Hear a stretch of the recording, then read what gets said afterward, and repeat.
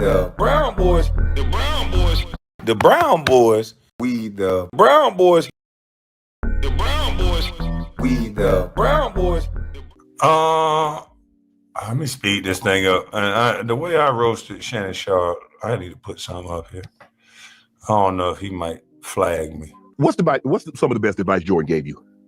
So when I first came to Washington, so I was in the triangle for 2 years on the field. So when I came to Washington, I was like, man, I guess I got turned loose now. I can just play my game, and so when I got there, like I was just playing with pace, pushing it, just not understanding really how to play the game, right? But just playing the game. Right. That makes sense. Yeah. And so he just taught me different reads, how to run the pick and roll. If a guy's playing you like this, do this. It should be your counter. And he gave me a lot of confidence. Right. I think shooting the basketball because, I can shoot, but, when he kick it out to you, like Jordan passed you the ball, you're like, oh, like, you know what I'm saying? Right. Like, man, I don't care if you miss 5 in a row. If you open, you got to shoot it. Right. And gave me that confidence, which the second year when I was there, I was like second in the league in 3-point shooting. Wow. But it all came from that first year. Right. And I don't think I had the confidence that I needed, like I said, to play with Jordan. Right. And he gave me that confidence. So going to that second year, I was like, man, I was pissed off because I didn't play the way I wanted to play. Mm-hmm. I thought I was going to be the starter.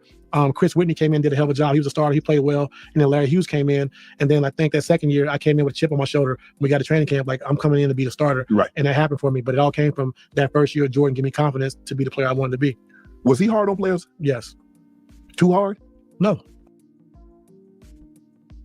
I remember a situation with T. Lou as well, where I think Doug Collins kind of effing with him because he would always try to pick out something to find a reason why something happened.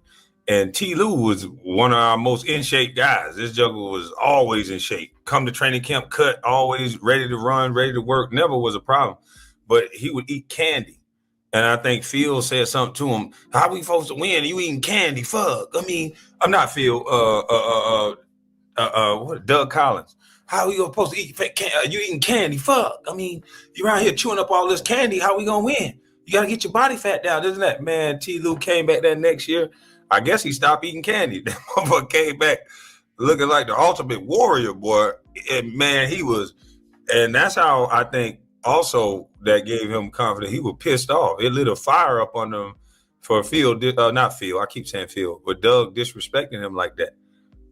And he came back in super shape, and that's what he's talking about. That second year, he wasn't missing.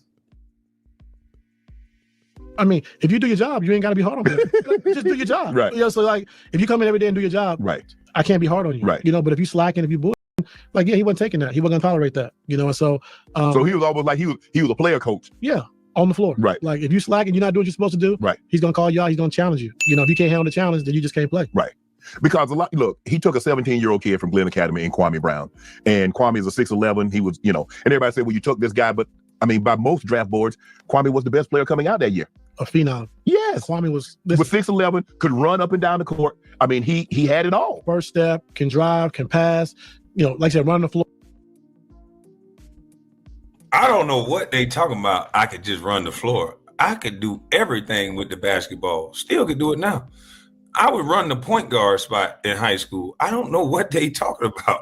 I would literally grab the ball off the rim and I'm gone, and I'm faster than the point guard and everybody on the court.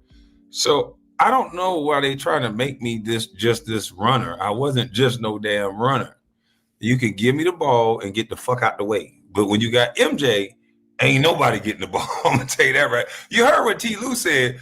Nigga, that's how you felt. When MJ passed you the ball, you like, oh shit. You trained to get it back to him. Then you just take one dribble, get that bitch back to him. Or as a big, you initiate a dribble handoff with him. You like, I gotta get this ball back to MJ. That's the notion that you have in your head.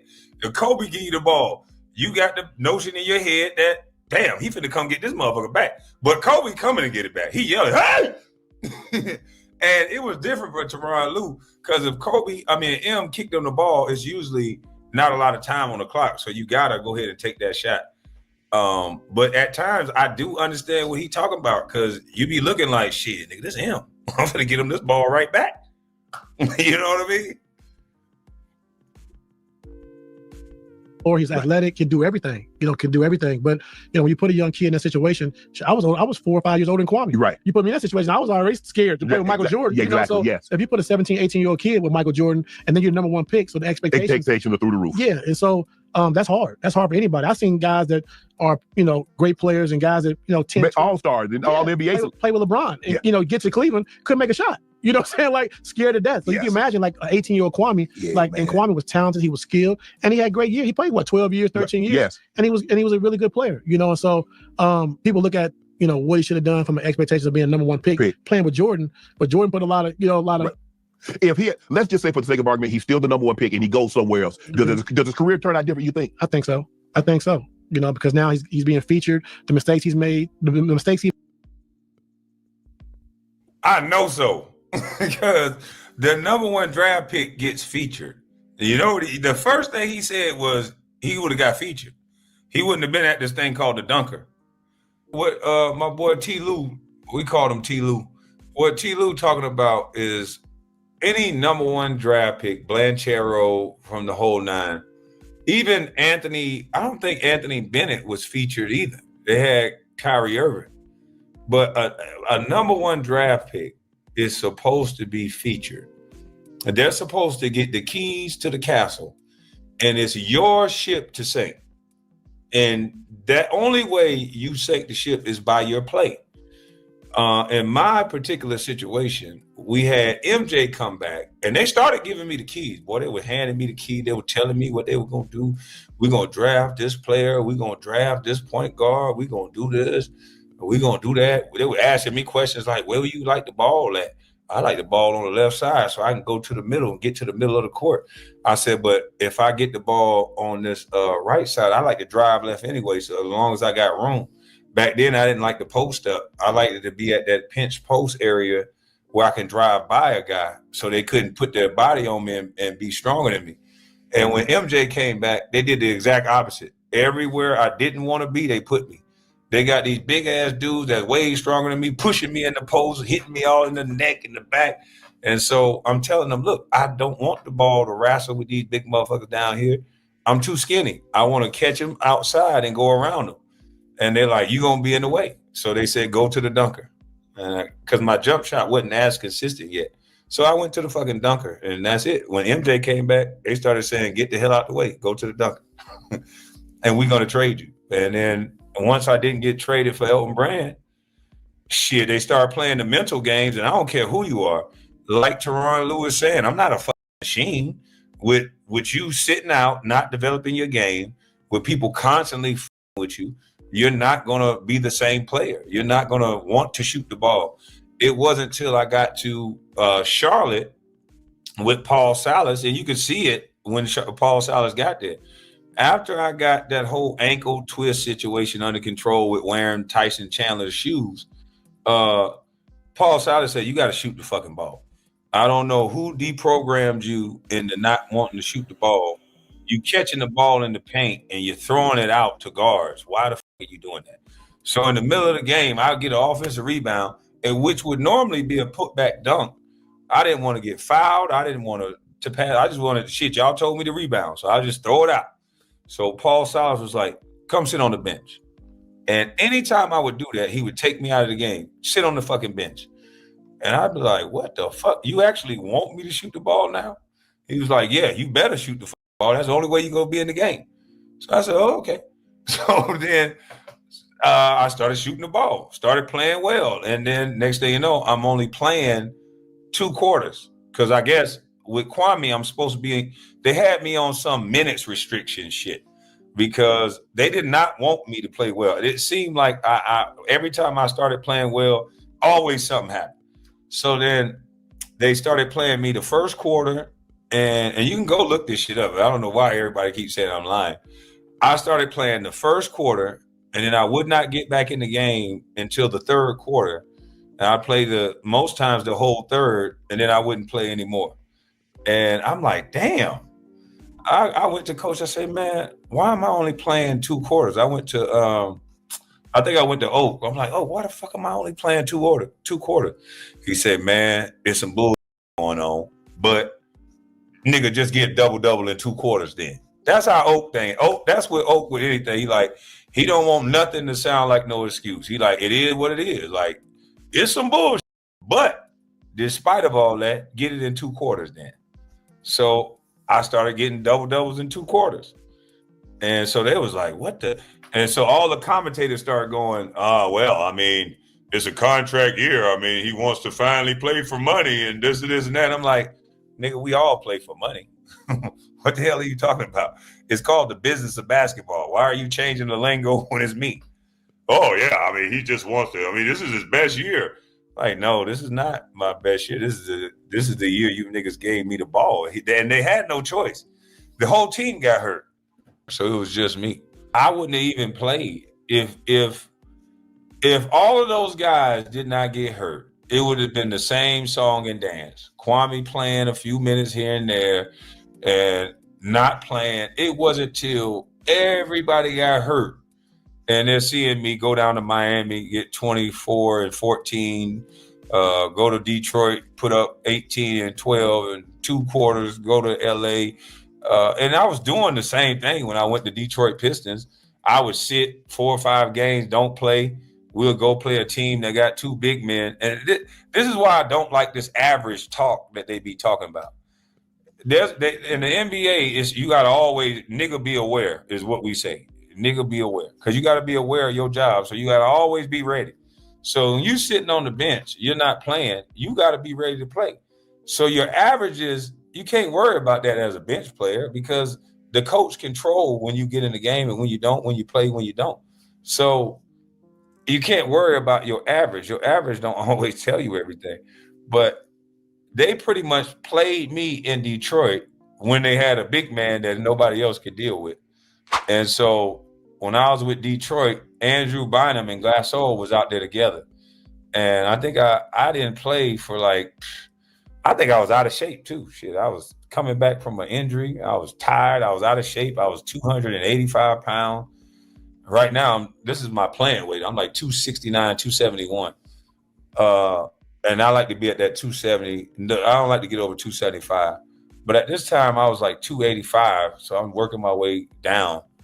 And Andrew Bynum and Paul Gasol is on the same team. And I think we beat him. And I think I had 19-9 against Gasol and Andrew.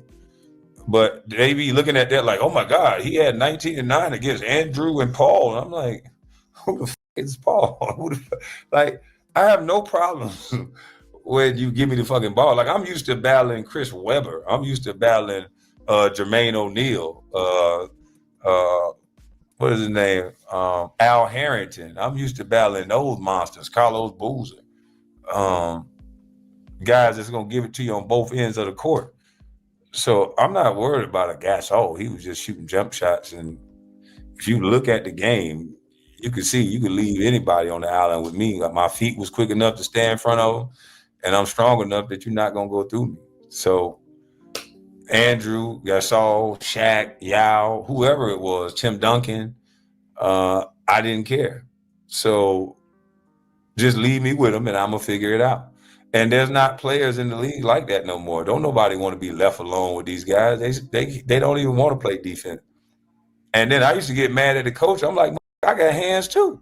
You're going to have me, you know how demoralizing it is for you to guard somebody that get the ball 21, 22 times a game and you only get it when somebody throw you a lob or something. It's like, no, let me put some pressure on this motherfucker too so he can think about what he going to do to me on this other end. And not for nothing, let him shift his feet. Let me hit him with my shoulder, and I guarantee you I'm going to get a foul on him or something. And so that's what my thing. And once they label you something, they label you this bust, then it's like, why would we give you the ball? Why would you want to be? You're not a basketball player. You're just here to do this one thing. And so I never liked those labels. Those labels are corny. You got to be able to be a basketball player.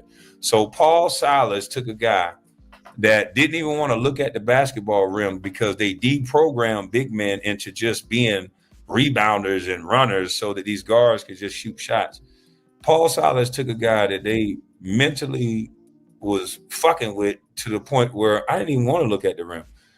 And you can see when I came in the league, I was shooting the hell out the goddamn ball.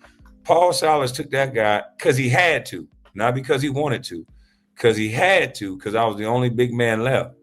And with a little bit of work, with a little bit of you got to shoot it, Just look at some of those games in Charlotte, and they was double teaming me and all kind of shit, and I was supposed to be a bust, and that kind of could be a glimpse of what would have happened if I could have played while I was athletic as hell and healthy and being able to jump through the rim. I know for a fact it would have been a totally different outcome. Just like Tyronn Lue made a great point where he had veterans in the league that sat on a team with LeBron and somehow they can't shoot anymore. And it's because it's hard when you're just standing in a corner when a guy got a ball all day. But the thing about me is life go on. If you notice, this is one of the topics that they're going to talk about for years to come. And the only way they want me to talk around the topic is to act like there's something that I could have done different, or the only thing I could have done different was get drafted by a different team, because the outcome would be the same for any player in that draft that would have got drafted to the Washington Wizards. Just they married themselves to Kwame Brown with that pick, but then they was cheating with a new wife like MJ, because MJ was a better wife. You know, he the right now wife. So it's not going to work out. A man get married and he got a little wife on the side, or a little thing on the side. He can't focus on what he just committed to, and they couldn't focus. So I wasn't focused. I didn't want to be in Washington. I don't want to be nowhere I wasn't wanted. I was ready to get the fuck on. I thought I was going to Jason Kidd. I wish like hell I would have got traded to Jason Kidd, because it would have been on. It would have been fucking on.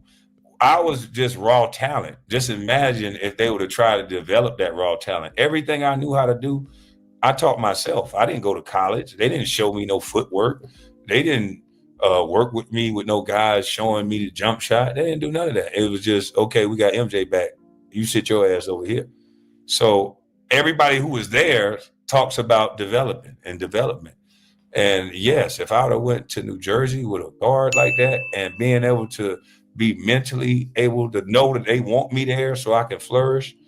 And yeah, I'm gonna do the Tracy McGrady. I would have won me a championship. You don't think I would have won a championship? No, Tracy, and no, Kwame. You don't get to do that. So that's why I don't do that. I don't give a fuck. Whatever happened. We don't cry over spilled milk. We build despite of. And that's what these guys should understand. The NBA was an opportunity.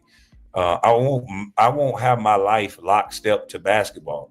I'm gonna build something bigger than basketball, to where you guys are not even gonna think about me as a basketball player. If it wasn't for me being this tall, you guys would stop even thinking about me as far as basketball with what I'm gonna finish building, because I'm a businessman now. And that's what, with that accomplishment as a black man, to me, that's just as important as making the #1 draft pick. There's so many guys that are broke, just holding a trophy up. Yeah, I won. Nobody give a shit. What I'm proud of is that despite all the drama, despite somebody trying to put their lack of manhood and lack of accomplishments onto me through trying to degrade or down me and my accomplishments and the history that I made and that I'm continuing to make. Despite all that, I'm mostly proud of the fact that I came out on the other side of it looking handsome as ever, looking young and still looking fine, and still can go out here and yeah. But and I'm the landlord. You know, I didn't, despite somebody stealing $22.5 million from me, I'm not out here begging for a job. I'm not out here. And I know some players that they messed up. And so I thank God I'm not one of them. And I pray to God he continue to keep blessing me. So I must have done something right to have favor in this world, to where despite everyone's so-called opinion of me, I still seem to be in the thick of things. So I'm appreciative and humbled by that. Basketball in our community only is so trivialized, and like every day it's about whether a man can play basketball or not. Like that don't even make sense. Matt Carroll ain't worried about who care if he play basketball. Matt Carroll is probably on the beach or somewhere with his wife and making investments and making more money to grow wealth with his family. They're not thinking about no motherfucking basketball.